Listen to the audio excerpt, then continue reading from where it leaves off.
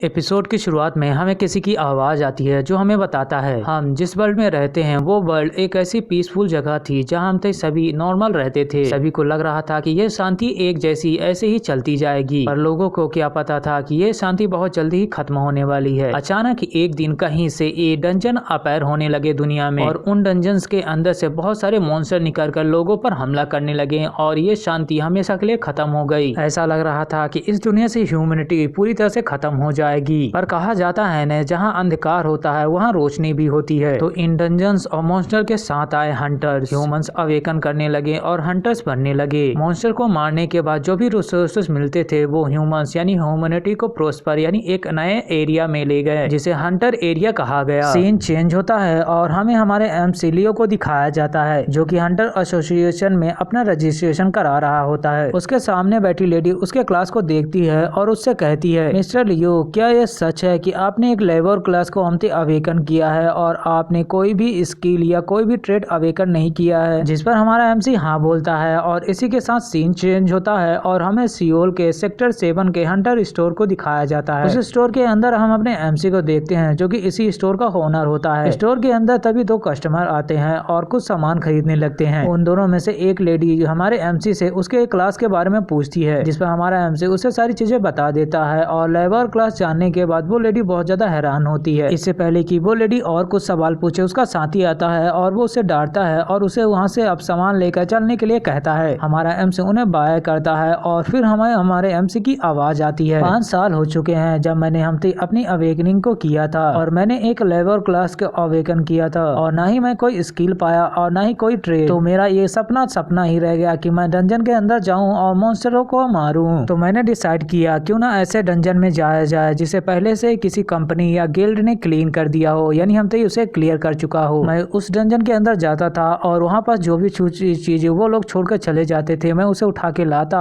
और यहाँ स्टोर के अंदर से उसे बेच देता था। हाँ जानता हूँ ये अजीब सा काम है, लेकिन इससे मैं अपनी एक हॉबी रीड करने की हम बुक पढ़ने की एक हॉबी को पूरा तो कर सकता था। हम अपने एमसी लियो को देखते हैं जो कि एक हम पुरानी बुक को पढ़ रहा होता है। उसे पढ़ते पढ़ते बहुत देर हो जाती है और कुछ देर बाद उसे नींद आने लगती है और वो अचानक से वहीं पर सो जाता है, जिसके सोते ही उस बुक के अंदर से बहुत ज्यादा एनर्जी निकलने लगती है और वो हमारे एमसी को घेर लेती है, जिसके साथ ही वो हमारे एमसी को अपने अंदर खींच ले लेती है। सीन चेंज होता है और हम अपने एमसी को देखते हैं जिसे जैसे ही अपने नींद से होश आता है वो अपनी आंख खोलता है और हड़बड़ाहट में उठता है, जिसके बाद वो आसपास देखता है और आसपास की चीजों को देखकर वो खुद से चिल्लाता हुआ कहता है, आखिरकार ये क्या है और मैं कहाँ हूँ? क्या ये किसी तरह का इल्यूजन है? और वो खुद को चीरता है, उसे दर्द होता है और वो चिल्लाते हुए कहता है, ये कोई हम इल्यूजन नहीं है। जिसके बाद वो अपने स्टेटस विंडो को भी ओपन करके देखता है और उसे कोई स्पेशल नहीं मिलता। जिसके बाद वो खुद को शांत करता है और अपने मन में सोचता है कि ये जंगल बड़ा अजीब है, मुझे किसी जानवर की कोई आवाज नहीं आ रही है और न ही मैं कोई चीज देख पा रहा हूँ इस फोग के कारण, बस मैं देख पा रहा हूँ तो ये अजीब से फ्रूट। हमारा एमसी उस फ्रूट के पास जाता है और उसे करीब से देखता है। करीब से देखने के बाद भी उसे कुछ समझ में नहीं आता, लेकिन तभी उसके सामने एक स्टेटस विंडो खुलता है जिसमें लिखा होता है कि ये एथर हर्ब है, अगर इसे कोई भी हंटर कंज्यूम करता है तो इसको लेने के बाद वो 10 सेकंड तक किसी भी एथर का यूज किए बिना अपने स्किल का यूज कर सकता है। इस चीज को पढ़ने के बाद हमारा एमसी बहुत ज्यादा हैरान होता है और वो हमें बताना शुरू करता है, जिस तरह किसी भी गाड़ी को चलने के लिए फ्यूल की जरूरत होती है उसी तरह अगर किसी हंटर को अपनी स्किल का यूज करना है उसे एथर की जरूरत पड़ती है और एथर कितना कंज्यूम होगा वो स्किल के स्ट्रेंथ पर डिपेंड करती है। हम अपने एमसी को देखते हैं जो कि उस हमती हर्ब को देख रहा होता है और अपने आप से कहता है, क्या बकवास है, अगर मैं कोई बोतल लाया होता तो इस चीज को मैं अपने साथ ले गया होता। लेकिन तभी उसकी नजर एक सूखे ट्री के ब्रांच पर जाती है जो कि अभी भी हरी भरी होती है। उसे देखने के बाद हमारा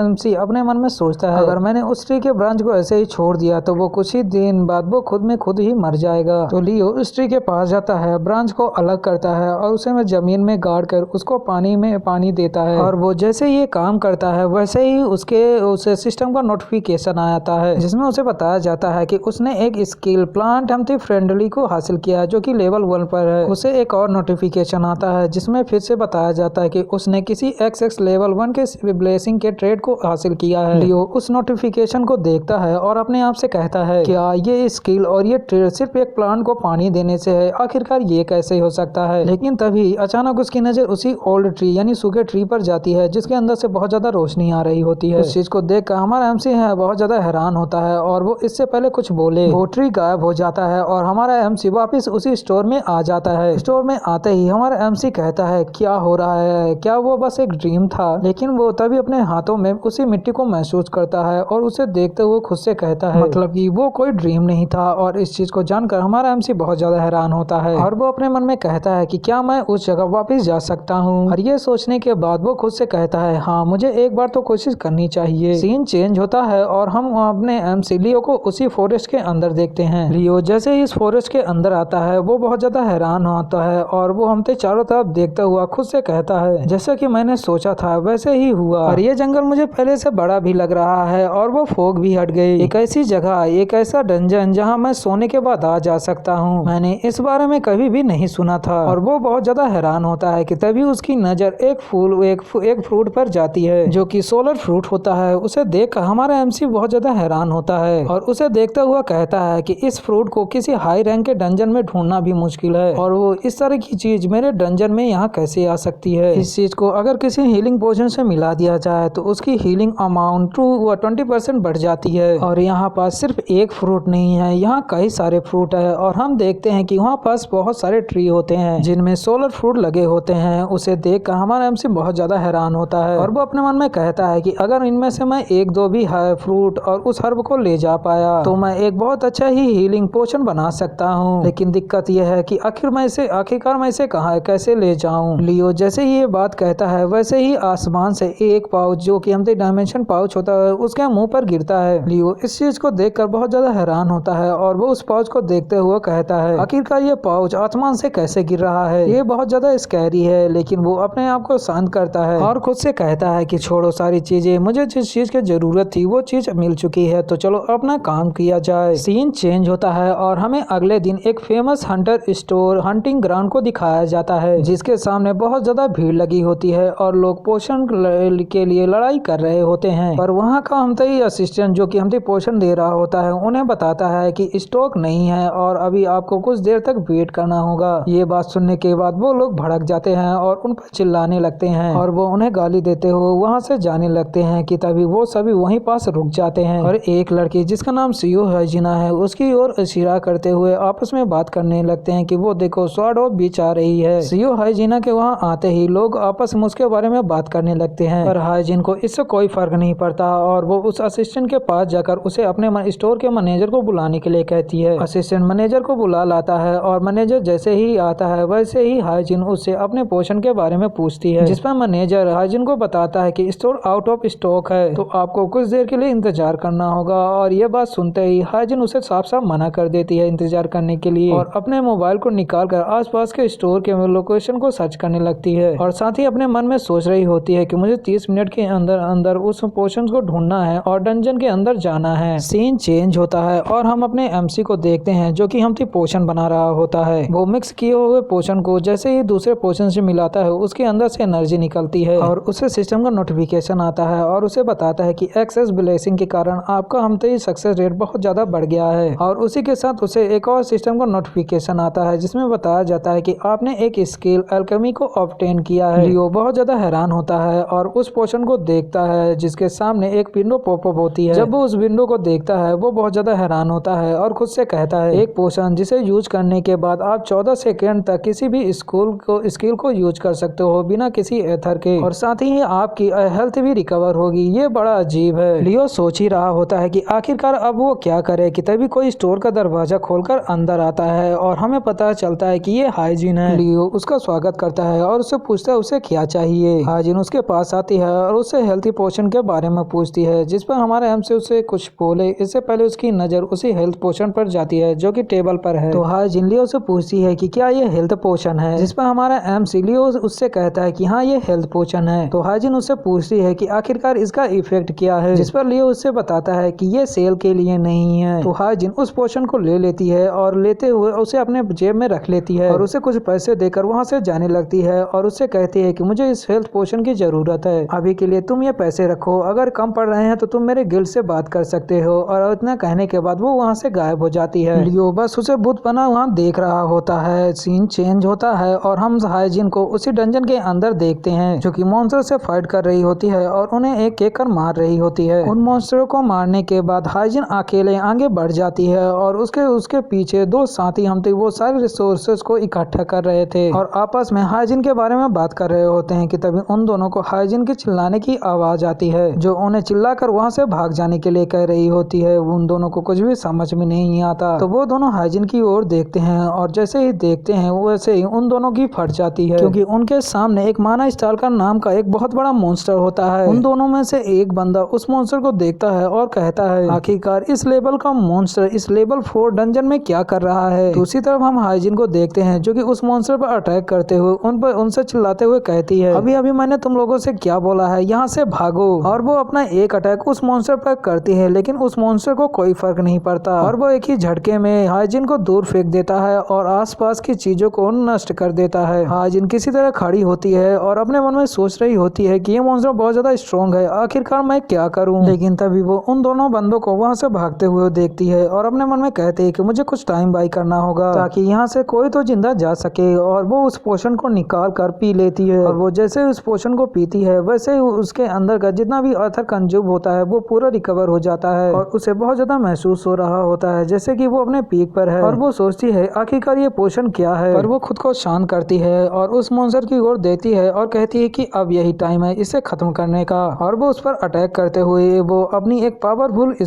स्किल स्वॉर्ड ऑफ रैम्पेज को यूज करती है और एक ही बार में उस मॉन्स्टर के टुकड़े टुकड़े कर देती है। वो मॉन्स्टर मारा जाता है। दूसरी तरफ हम हाइजिन को देखते हैं जो कि शॉक में होती है और अपने आप को देखते हुए कहती है कि इस स्किल का यूज मैं 3 सेकंड के लिए कर सकती हूँ लेकिन अभी अभी मैंने इसको 10 सेकंड तक यूज किया बिना किसी एथर के यूज किए, आखिरकार ये कैसे हो सकता है। और वो उस पोशन को देखते हुए अपने मन में कहती है ये सारा कमाल इस पोशन का है। और इतना सोचते ही सीन चेंज होता है और हमें कुछ देर बाद हमारे एमसी के स्टोर को दिखाया जाता है जहाँ हम हाइजिन स्टोर का दरवाजा खोलकर हमारे एमसी के पास आती है और उसका कॉलर पकड़ते हुए उसे उसी पोशन के बारे में पूछती है। पर उसे लगता है कि वो कुछ ज्यादा ही हमारे एमसी के साथ रूड बिहेवियर कर रही है तो वो उसके कॉलर को छोड़कर उससे माफी मांगती है और फिर से उसी पोशन के बारे में पूछती है जिस पर हमारा एमसी उससे कहता है कि क्या उस पोशन के अंदर कोई गड़बड़ी है, जिस पर हाइजिन कहती ही नहीं और उसे उस पोशन के इफेक्ट के बारे में बताती है और उससे पूछती है कि आखिरकार तुमने उस चीज को कैसे बनाया। तो हमारा एमसी उसी सोलर फ्रूट को उसके सामने करता हुआ उसे बताता है कि मैंने इसका यूज कर उस पोशन को बनाया जिसे कि मैंने एक 0 रैंक के डंजन के अंदर पाया था। साथ ही में लियो अपने मन में सोच रहा होता है कि उसे अपने राज के बारे में बताना अच्छा नहीं होगा। दूसरी तरफ हम हाइजिन को देखते हैं जो कि कंफ्यूज होती है और खुद से कहती है कि कब से हम इस तरह के डंजनों में इस तरह के रेयर फूड मिलने लगे। लेकिन तभी उसकी नजर किसी पोशन पर जाती है और वो उस तरफ इशारा करते हुए हमारा एमसी पूछती है कि आखिरकार वो क्या है, जिस पर हमारा एमसी उसे बताता है कि वो आइस रेसिस्टेंट हमते पोशन है। और ये नाम सुनते ही हाइजिन उसके इफेक्ट के बारे में पूछती है जिस पर हमारा एमसी बताता है कि 40 मिनट के लिए हमते 32% तक आइस रेसिस्टेंट ये पोशन दे सकता है। और ये बात सुनते ही हमारे हमते हाइजिन को बहुत बड़ा शौक लगता है और वो अपने मन में सोचती है कि जहाँ तक मैंने सुना या देखा है मार्केट के सबसे बेस्ट क्वालिटी के आइस रेसिस्टेंट पोशन भी सिर्फ 15 मिनट के लिए 10% रेसिस्टेंट दे सकता है, लेकिन ये पोशन पूरे 40 मिनट के लिए वो भी 32% रेसिस्टेंट दे रहा है। आखिरकार ये कैसे हो सकता है। और वो हमारे एमसी से पूछती है कि आखिरकार उसने इस पोशन को कैसे बनाया है, जिस पर हमारा एमसी उससे कहता है कि उसने इस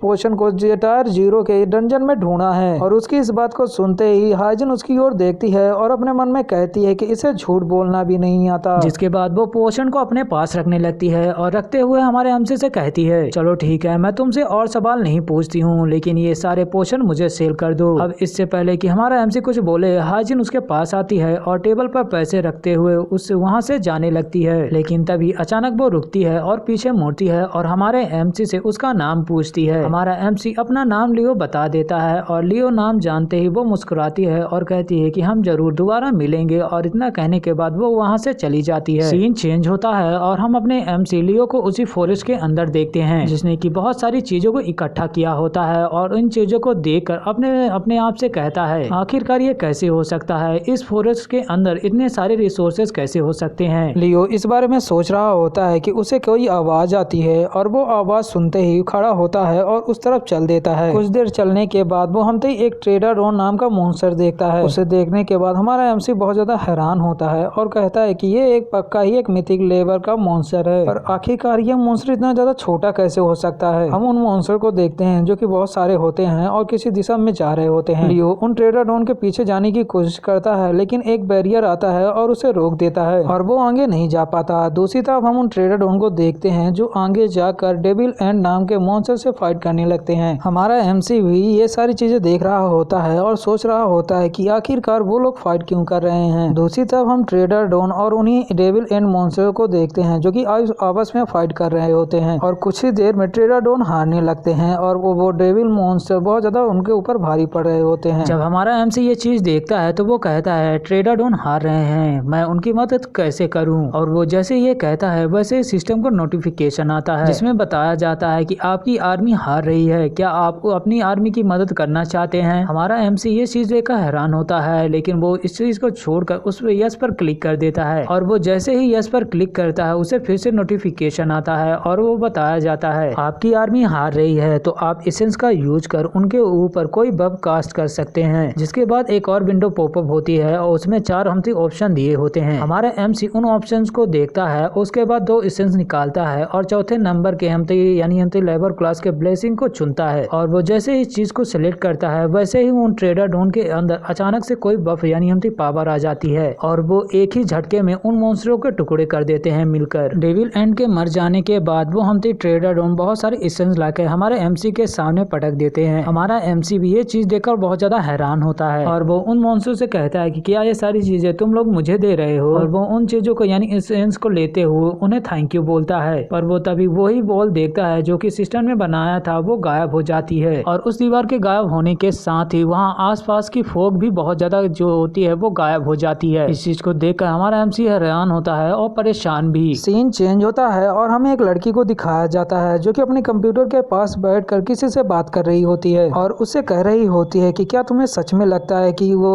सीओ हाइजिन ने अकेले उस मॉन्स्टर को मारा है। लेकिन वो सामने वाले के बंदे की हमते रिप्लाई को सुनकर बहुत ज्यादा चिढ़ जाती है और गुस्से में अपने कंप्यूटर को तोड़ने ही वाली होती है कि कमरे की लाइट जलती है और एक बंदा रूम के अंदर आता है और उससे कहता है कि क्या तुम ज़ॉम्बी हो, लाइट बंद करके कंप्यूटर चला रही हो, ये तुम्हारी आंखों के लिए अच्छा नहीं है। इस बंदे का नाम चोई है और ये फ्लेम गिल्ड का एक टॉप अल्केमिस्ट है। दूसरी तरफ लिली उसकी बात पर ध्यान नहीं देती और उससे सीधे पूछती है कि क्या मैंने जो तुम्हें काम दिया था वो काम तुमने किया। जिस पर वो बंदा चोई उससे कहता है हाँ मास्टर, आपने जो काम दिया था मैंने वहाँ जाकर खुद से किया। उस बंदे का नाम है लियो और वो हमसे लोवेस्ट रैंक का हंटर है, ना ही उसके पास कोई स्किल है और ना ही कोई ट्रेड। चोई की इस बात को सुनते ही लिली खुद से कहती है तो उसका कोई हाथ नहीं है हाइजिन के स्ट्रॉन्ग बनने में। पर तभी चोई उसकी बात बीच में काट देता है और उससे कहता है लेकिन वो बंदा बहुत ही हमसे स्पेशल चीज लोगों को बेच रहा है और वो भी चीप प्राइस में। मास्टर क्या आपको पता है कि सोलर एप्पल क्या है? लिली उसकी बात सुनकर कंफ्यूज होती है और उससे पूछती है सोलर फ्रूट क्या मतलब है तुम्हारा? जिस पर चोई उसे बताता है कि वो बंदा सोलर फ्रूट का यूज कर पोशन बनाता है और उसे चीप प्राइस में बेच देता है। चोई की इस बात को सुनते ही लिली उससे कहती है कि ये एप्पल फ्रूट अगर असली हुआ तो वो इतने चीप प्राइस में कभी भी नहीं बेचेगा। जिस पर चोई उससे कहता है कि हाँ मुझे भी पता है लेकिन मुझे लगता है इसके सिर्फ 2 ही रीजन हो सकते हैं। पहले तो उसे हमसे एप्पल के वैल्यू के बारे में कुछ भी नहीं पता या फिर दूसरा हो सकता है कि वो पर्सन पर चोई इससे पहले अपनी इस बात को पूरा करे हमसे लिली उसे बीच में काट देती है और उससे कहती है मतलब कि वो पर्सन ग्रेडी नहीं है। और इतना कहते ही लिली अपनी सीट से उठ जाती है और वहाँ से बाहर जाने लगती है और जाते जाते चोई से कहती है मैं पर्सनली उस बंदे से मिलना चाहती हूँ। लेकिन तभी चोई उसे रोकता है और कहता है कि क्या मैं आपके लिए कार मंगाऊं? जिस पर लिली कहती है मुझे कोई जरूरत नहीं है, मैं कोई हाइजीन वाइजीन नहीं हूँ। जिस पर चोई कहता है कि आप हाइजीन नहीं हो लेकिन सिमिलर पोजीशन पर हो। और हमें यहाँ पता चलता है कि लिली हमसे फ्लेम गिल्ड की मास्टर है यानी लीडर है। सीन चेंज होता है और हमें हमारे एमसी को दिखाया जाता है जो कि हमसे फॉरेस्ट के अंदर आग जलाकर अपने हाथ को सेक रहा होता है और साथ ही में ठंड से काम रहा होता है और अपने मन में सोच रहा होता है जब से वो दीवार और आसपास का फोग गायब हुआ है मैंने चारों तरफ के फॉरेस्ट को थोड़ा बहुत चेक किया है लेकिन मैंने इतना भी ज्यादा चेक नहीं किया है। और वो एक जगह की ओर देखता है जहाँ से एक बहुत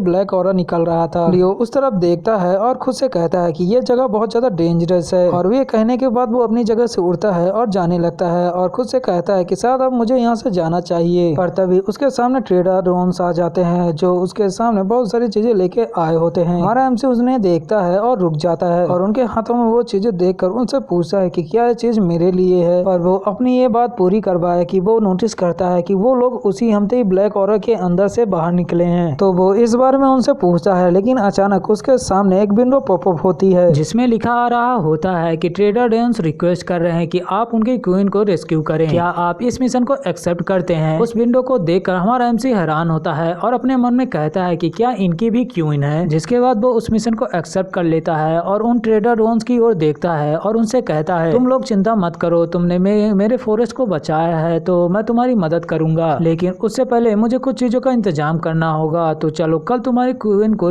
रेस्क्यू किया जाए। सीन चेंज होता है और हमें अगला दिन दिखाया जाता है जहाँ हमारा एमसी बिल्कुल ही तैयार होता है और उसने पूरा प्रिपरेशन कर लिया होता है। तो वो उन ट्रेडर ड्रोन्स को आगे बढ़ने के लिए कहता है ताकि वो क्वीन को रेस्क्यू कर सके और वो उनके पीछे पीछे चल देता है। सीन चेंज होता है और हम अपने एमसी को देखते हैं जो कि अपने सामने एक हिल को देख रहा होता है और खुद से कह रहा होता है कि वो ऑरा जो निकल रहा था तो वो इसी हिल के अंदर से आ रहा था। हम देखते हैं कि उसके सामने वो हिल होता है जो कि हमते डेविल एंड का घर है। हमारा एमसी उसे देखता है और खुद से कहता है तो ये है डेविल एंड्स का घर, ये काफी बड़ा है। दूसरी तरफ हम उन्हीं डेविल एंड्स और हमते ट्रेडर ड्रोन्स को देखते हैं जो कि आपस में फाइट कर रहे होते हैं। हमारा एमसी भी उन्हें दूर से देख रहा होता है और कह रहा होता है ये काफी अच्छा है, ये ट्रेडर ड्रोन्स इस पर हमते डेविल एंड्स पर भारी पड़ रहे हैं। लेकिन तभी उसके सामने एक सिस्टम विंडो पॉपअप होती है जिसमें बताया जा रहा होता है कि ट्रेडर ड्रोन्स और हमते डेविल एंड्स के बीच वार शुरू हो चुकी है। आपको एक चांस दिया जा रहा है और आप एक ही बार उनकी मदद कर सकते हैं। इस चीज को देखकर हमारा एमसी कंफ्यूज होता है और कहता है कि मैं आखिरकार क्या करूं। लेकिन तभी उसकी नजर एक हमते चींटी पर जाती है जो कि हमते जिसके पंख होते हैं। हमारा एमसी जैसे ही देखता है वैसे उसके सामने विंडो पॉपअप होती है जिसमें बताया जा रहा होता है कि हमते ये डेविल एंड आर्मी हमते एक मैसेज भेजने की कोशिश कर रही है ताकि वो मेन आर्मी को यहाँ बुला सके। और हमारा एमसी जैसे ही हमते पॉपअप देखता है, इस विंडो को देखता है, उसे समझ में आ जाता है कि इस मौके को कहाँ यूज करना है। वो उड़ने वाली चींटी जैसे ही हमते हमारे एमसी के पास से गुजरने वाली ही होती है कि हमारा एमसी 3 एसेंस का यूज करता है और अपने हाथ में एक बहुत ज्यादा एनर्जी इकट्ठा करता है और एक पंच में उस चींटी को हमते खत्म कर देता है। सीन चेंज होता है और हमें लिली को दिखाया जाता है जो कि हमारे एमसी लियो के स्टोर के बाहर खड़ी होती है और उसे देख रही होती है और अपने मन में कह रही होती है, बाहर से ये स्टोर आम लग रहा है लेकिन पता नहीं अंदर कौन सा सीक्रेट छुपा है। और ये सोचने के बाद वो स्टोर के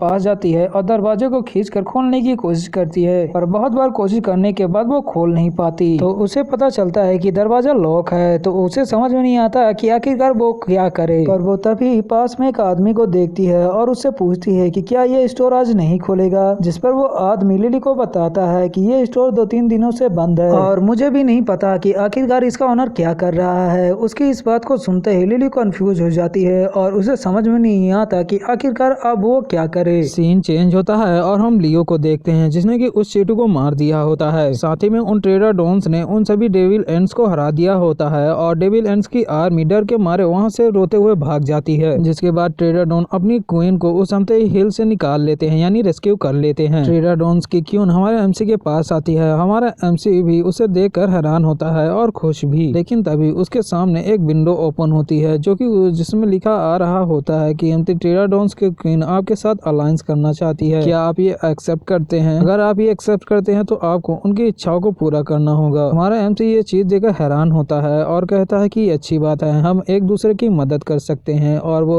हमसे मान जाता है। सीन चेंज होता है और हमें अगले दिन एक किसी डंजन को दिखाया जाता है जिसके अंदर हंटर जा रहे होते हैं उसे क्लियर करने के लिए। वो हंटर आपस में बात करते हुए अंदर की ओर जाते हैं पर अंदर जाने पर उन्हें पता चलता है कि इस डंजन को पहले से ही किसी ने क्लियर कर दिया है। उन हंटर में से एक हंटर जिसका नाम ह्यूंग निम होता है वो नहीं मानता और अपने साथियों को अंदर जाने के लिए कहता है और उनसे कहता है कि वो एक बार इसे चेक करना चाहता है। वो लोग अंदर जाते हैं और उन्हें पता चलता है कि सच में किसी ने इस डंजन को क्लियर कर दिया है। ह्यूंग निम को इस बात से बहुत ज्यादा गुस्सा आता है और वो हमसे बस गाली देने ही वाला होता है कि उसका एक साथी चिल्लाकर सभी को नीचे देखने के लिए कहता है। वो लोग हमसे जब नीचे देखते हैं तो उनके पैरों के नीचे एक बहुत बड़ा हाथ का प्रिंट बना होता है। उस चीज को देखकर वो सभी डर जाते हैं और कांप जाते हैं। कुछ देर तक वो लोग डर के मारे अपनी जगह से हिल भी नहीं पा रहे होते हैं लेकिन कुछ देर बाद ह्यूंग निम वहाँ से अचानक ही भागना शुरू कर देता है और जाते जाते उन्हें भी भागने के लिए कहता है। सीन चेंज होता है और हम एक बंदे किम हुनसुक को देखते हैं जो कि उसी पाल में प्रिंट को देख रहा होता है और अपने सामने खड़े हुए बंदे से पूछता है कि क्या तुमने जो भी बताया वो सच है? जिस पर वो बंदा कहता है हाँ मास्टर, और वो उस डंजन को पहले ही किसी ने क्लियर कर दिया था। उस आदमी की इस बात को सुनते ही किम हुनसुक उसे वहाँ से भेज देता है और परेशान हो जाता है। साथ ही में अपने मन में सोच रहा होता है कि क्या हमसे कोई ऐसा मॉन्स्टर अपायर हो गया है जो कि मिथिक लेवल से ऊपर का है। और ये सोचने के बाद किम हुनसुक और भी परेशान हो जाता है। सीन चेंज होता आता है और हमें हमारे एमसी लियो को दिखाया जाता है जो कि किसी का इंतजार कर रहा होता है और तभी उसे किसी की आवाज आती है जो उसका नाम ले रही होती है। हमारा एमसी उस तरफ देखता है और एक लड़की को देखता है जिसका नाम है सुंगनियोंग। वो लड़की उसकी ओर आ रही होती है और हमारा एमसी भी उसकी ओर जाता है। वो उसे हमते खाना देता है और उससे कहता है कि इसे जूसी सिस्टर ने तुम्हारे लिए भेजा है। जिस पर सुनियोंग उसे उसके हाथ से खाना लेते हुए उसे थैंक यू बोलती है और जिसके बाद वो एक बुक निकाल कर हमारे एमसी लियो को देती है और उससे कहती है कि ये बुक मेरी तरफ से तुम्हारे लिए गिफ्ट है। पहले तो हमारा एमसी नहीं लेता, लेकिन वो जैसे ही अपने हाथ में लेता है उसे एक सिस्टम का नोटिफिकेशन आता है जिसमें बताया जाता है कि आपने इनफाइट स्पेल नाम की एक बुक को एक्वायर किया है और उसमें कुछ भी लिखने के लिए आपको थंडरबर्ड के फेदर और हमते वेरियस इंक को चाहिए। नोटिफिकेशन को सुनने के बाद हमारा एमसी उससे पूछता है कि क्या तुम सच में ये बुक मुझे देना चाहती हो। जिस पर सुनियोंग कहती है हाँ मैं तुम्हें ये बुक देना चाहती हूँ और हमारा एमसी उस बुक को रख लेता है। सीन चेंज होता है और हम अपने एमसी को देखते हैं जो कि उस बुक में कुछ लिखने की कोशिश करता है पर वो उस बुक में कुछ भी नहीं लिख पाता। इस चीज के कारण वो उस सिस्टम नोटिफिकेशन के बारे में सोचता है और खुद से कहता है तो मुझे हमते थंडरबर्ड के फेदर और हमते वेरियस इंक की जरूरत है इसमें कुछ लिखने की। और वो अपने सामने एक सिस्टम विंडो को देखता है जिसमें कि थंडरबर्ड के बारे में डिटेल लिखा होता है। जब लियो उस नोटिफिकेशन को देखता है उसका पूरा मूड ही उतर जाता है और वो खुद से कहता है कि आखिरकार मैं उस बर्ड को कहाँ ढूंढने वाला हूँ जबकि वो बर्ड इतना ज्यादा रेयर है और मुझे उसे हंट भी करना पड़ेगा। इस चीज के बारे में सोचकर हमारा एमसी परेशान हो रहा होता है और वो अपना गलती से हाथ उसी बुक के ऊपर रख देता है और वो जैसे ही उस बुक के ऊपर अपना हाथ रखता है वैसे उसे सिस्टम का नोटिफिकेशन आता है और उसे बताया जाता है कि उसने लेवल 1 के एक गुड राइटिंग हमते ट्रेड और हमते एक स्किल एंशिएंट मैजिक लेवल 1 को हासिल किया यानी एक्वायर किया है। लियो इस चीज को देखकर हैरान होता है जिसके कुछ देर बाद हमें उसकी आवाज आती है। इस स्किल को एक्वायर करने के बाद मुझे दो चीजें पता चली हैं। पहला, अभी भी मैं उस बुक के ऊपर कुछ भी नहीं लिख पा रहा हूँ और दूसरा है कि मेरी राइटिंग कुछ ज्यादा ही अच्छी हो गई है। लियो इस बारे में सोच रहा होता है और खुश हो रहा होता है कि तभी उसे कोई चीज महसूस होती है और वो जल्दी से स्टोर के कमरे के अंदर की ओर जाता है और दरवाजा खोलकर जैसे ही देखता है वो अपने सामने एक डंजन गेट को देखता है। लियो जैसे ही देखता है उसके सामने एक सिस्टम विंडो पॉपअप होती है। उस सिस्टम विंडो को देखकर हमारा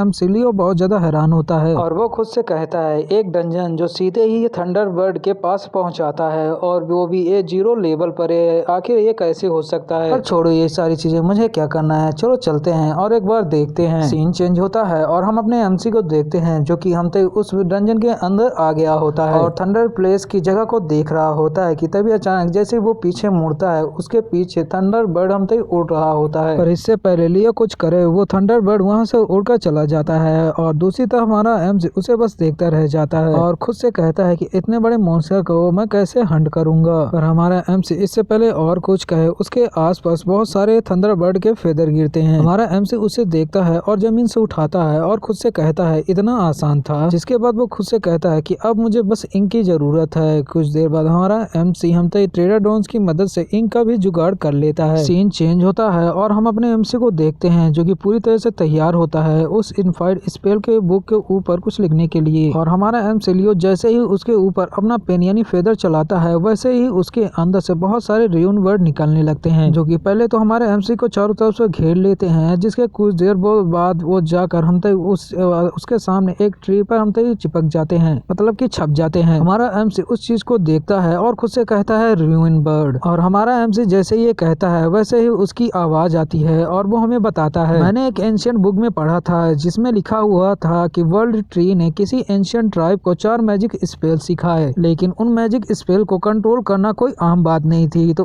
उस ट्राइब में एक हमते रास्ता खोजा जिसे र्यून वर्ड कहा गया। हम अपने एमसी लियो को देखते हैं जो कि उस र्यून वर्ड को देखकर हैरान होता है और अपने मन में सोचता है कि आखिरकार वो र्यून वर्ड उस ट्री के ऊपर क्यों छपा है, बल्कि इसके बदले इस स्पेल बुक में क्यों नहीं छपा है। और हमारा एमसी इस बारे में सोचना छोड़कर फिर से अपने उस फेदर पेन को उठाता है और फिर से उस र्यून वर्ड को देखते हुए वही सेम चीज उस स्पेल बुक के ऊपर लिखता है। हमारा एमसी जैसे ही वो लिखना कंप्लीट करता है उसे सिस्टम का नोटिफिकेशन आता है जिसमें बताया जा रहा होता है कि आपके मैजिक स्पेल की डिस्ट्रक्शन पावर को बढ़ाया जा रहा है और उसे एक स्क्रोल में चेंज किया जा रहा है जिसका नाम डिस्ट्रक्शन है। हमारा एमसी इस चीज को देखकर बहुत हैरान होता है जिसके बाद वो उस कागज यानी उस पेज को उस बुक के अंदर से फाड़ लेता है और उसे एक स्क्रोल में कन्वर्ट कर देता है। लियो कुछ बोलना ही वाला होता है कि वो उस बुक को देखता है जिसने कि अपने अपने उस फटे हुए पन्ने को वापस रिकवर कर लिया था। लियो इस चीज को देखकर हैरान होता है और खुद से कहता है कि ये बुक सच में इनफाइड स्पेल बुक है। सीन चेंज होता है और हम अपने एमसी लियो को देखते हैं जिसके सामने लिली होती है और लिली हमारे एमसी को देखती है और उस पर चिल्लाते और भड़कते हुए कहती है कि हंटर लियो, क्या तुम्हें पता है कि मैं यहाँ कितनी बार आई हूँ सिर्फ तुमसे मिलने के लिए, और ये तुम्हारा स्टोर क्लोज था, बंद था। लिली को इतना ज्यादा गुस्से में देखकर हमारा एमसी लियो उससे माफी मांगता है और उससे कहता है कि कुछ पर्सनल रीजन के कारण मैं स्टोर को ओपन नहीं कर पाया। लियो की बात सुनने के बाद लिली उसे माफ कर देती है और उससे कहती है कोई बात नहीं, और अपना कार्ड निकाल कर उसे देती है और उससे कहती है कि मुझे माफ करना, मैंने खुद को इंट्रोड्यूस नहीं किया। हेलो, मेरा नाम लिली है और मैं फ्लेम गिल्ड की मास्टर हूँ। मैंने सुना है कि तुम कोई स्पेशल चीज बेच रहे हो, तो मैं बस वही खरीदने आई हूँ। पर इससे पहले लिली अपनी इस बात को पूरा करे, हमारा एमसी लियो उसके हमतई बात को काट देता है और उससे कहता है हाँ, तुम शायद हमतई उस सोल फ्रूट पोशन के बारे में बात कर रही हो, रुको अभी मैं तुम्हारे लेके लाता हूँ, और वो लेने के लिए जाता है। दूसरी तरफ हमतई लिली अपने मन में सोच रही होती है क्या ये सच में इतना ज्यादा आसान था, लेकिन तभी उसे हमारे एमसी लियो की आवाज आती है जो उससे कहता है कस्टमर मुझे माफ करना, लेकिन अभी हमतई स्टोर में वो सारी चीजें नहीं है, मतलब कि आउट ऑफ स्टॉक है, मतलब कि आपको कल तक इंतजार करना होगा।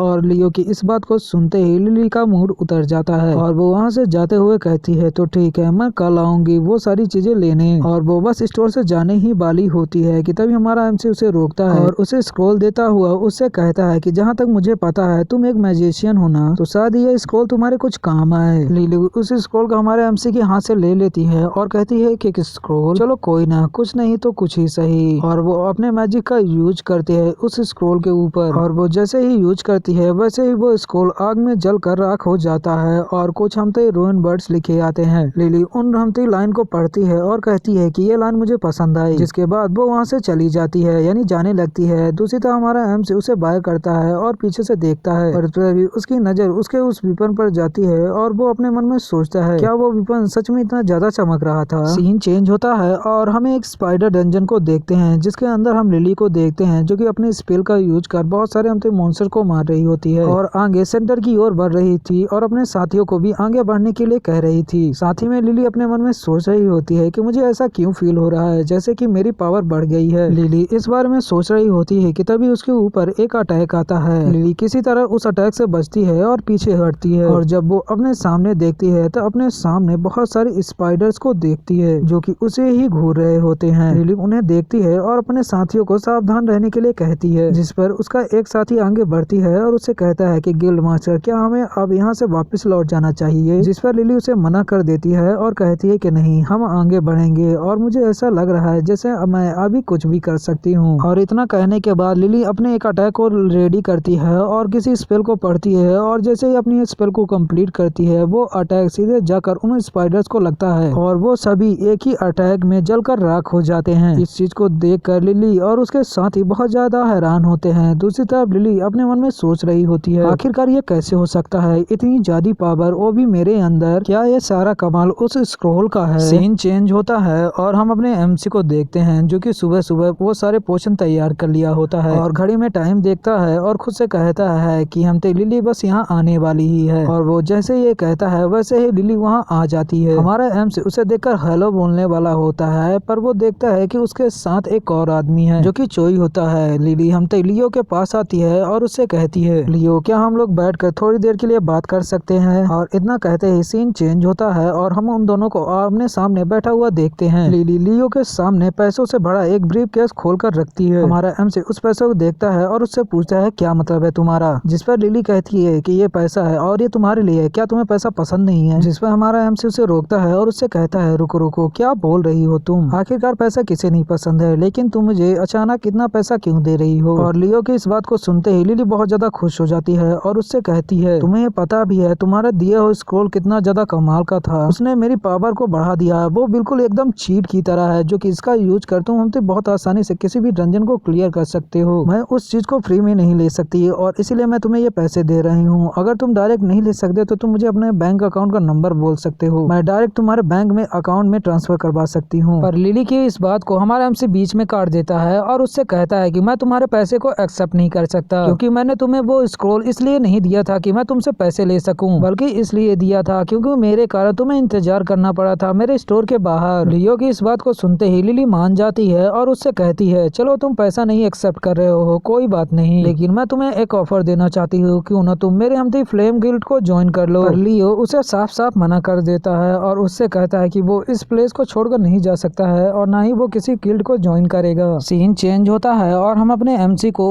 उसी ड्रीम फॉरेस्ट के अंदर एक केव के अंदर देखते हैं जहाँ वो बुक पढ़ रहा होता है, पर तभी उसे कोई आवाज सुनाई देती है। लियो केव से बाहर जाता है और अपने मन में सोच रहा होता है कि ऐसा लग रहा था जैसे वो किसी कैट की आवाज है, लेकिन वो थोड़ी सी कैट से अलग आवाज थी। और वो जैसे ही बाहर जाता है वो उसे कोई भी चीज नहीं मिलती, लेकिन तभी वो एक टेराडोन को देखता है जो कि किसी दिशा में जा रहा होता है। हमारा एमसी भी उसके पीछे पीछे आता है, जहाँ कुछ देर जाने के बाद वो एक मॉन्स्टर को जो कि हमती कैट की तरह दिखती है उसे घायल पाता है। लियो उस कैट के पास जाता है और उसे उठाता है और चेक करता है और कुछ देर बाद कहता है कि इसकी कंडीशन अच्छी नहीं है, इसको इलाज की जरूरत है। तभी वो अपने पास उन्हीं टेराडोन्स को देखता है जो कि हमती बड़े बड़ी मछली ला रहे थे उस कैट के लिए। लियो इस चीज को देखकर हैरान होता है और उनसे पूछता है कि क्या तुम इस कैट का ध्यान रख रहे थे। सीन चेंज होता है और हम अपने एमसी को उसी केव के अंदर देखते हैं जहाँ उसने उस कैट का हमते इलाज कर दिया होता है और वो कैट हमते खाना खाने के बाद हमारे एमसी के गोद में सो रही होती है। हम लियो को देखते हैं जो कि अपने मन में सोच रहा होता है कि अभी तक मैंने पूरी तरह से इस जंगल को नहीं देखा है और न ही मैंने अभी तक किसी भी जानवर को देखा है, किसी भी बीच या मॉन्स्टर को देखा है। तो वो उस कैट की ओर देखता है और उसके सर पर अपना हाथ रखते हुए उससे पूछता है कि आखिरकार तुम कहाँ से आई हो। और वो जैसे ये करता है वो कैट अपनी आँख खोलती है और मियाओ बोलती है और वो बहुत ही ज्यादा क्यूट अंदाज में बोल रही थी और उसकी क्यूटनेस में हमारा एमसी लियो भी आ जाता है और वो उसके साथ खेलने लगता है। कुछ देर बाद वो उसको हमसे उठाता है और उससे पूछता है कि मुझे क्या तुम्हारा नाम रखना चाहिए, चलो आज से मैं तुम्हें बियोम कहूंगा। और ये कहने के बाद वो उससे पूछता है कि बियोम क्या तुम मेरे साथ आना चाहती हो, जिस पर वो कैट भी मान जाती है। सीन चेंज होता है और हमें लियो के स्टोर को दिखाया जाता है जिसके सामने भीड़ लगी होती है और बहुत सारे लोग हमते बियोम को देख रहे होते हैं और उसकी क्यूटनेस के चक्कर में फंस रहे होते हैं। जिसके कुछ देर बाद हम हाइजिन को देखते हैं जो कि हमारे एमसी के स्टोर पर आती है और जैसे ही वो आती है वैसे ही हमारा एमसी लियो उसे हाय बोलता है। हाइजिन भी उसे हाय बोलने वाली होती है और उसे कॉफी देने ही वाली होती है कि उसकी नजर बियोम पर जाती है और वो जैसे ही बियोम को देखती है वैसे ही तुरंत पीछे हट जाती है और डरते हुए हमारे एमसी से पूछती है कि आखिरकार वो क्या चीज है, जिसमें हमारा एमसी बताता है कि वो एक टाइगर है और उसका नाम बियोम है और तुम्हें डरने की कोई जरूरत नहीं है। हाइजिन किसी तरह खुद को संभालती है और कॉफी लाकर हमारे एमसी को देती है और साथ ही में हमारे एमसी लियो से पूछती है कि क्या तुमने लिली को वो बफ स्क्रॉल दिया था, जिस पर हमारा एमसी हाँ बोलता है और उसका यह जवाब सुनकर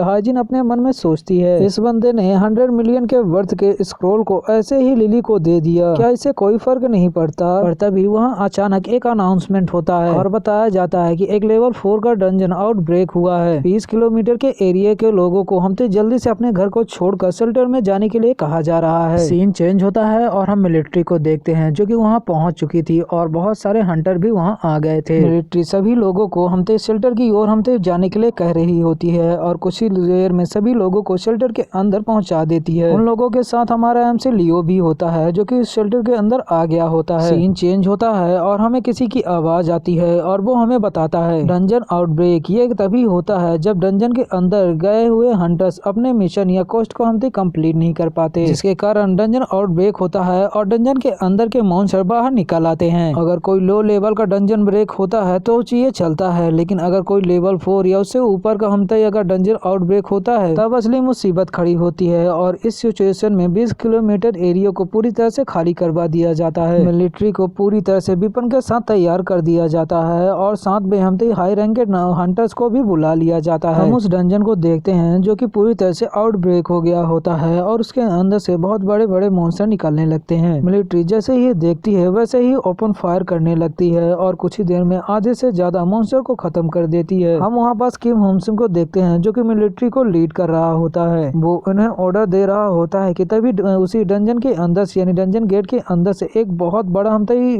मॉन्स्टर निकलता है।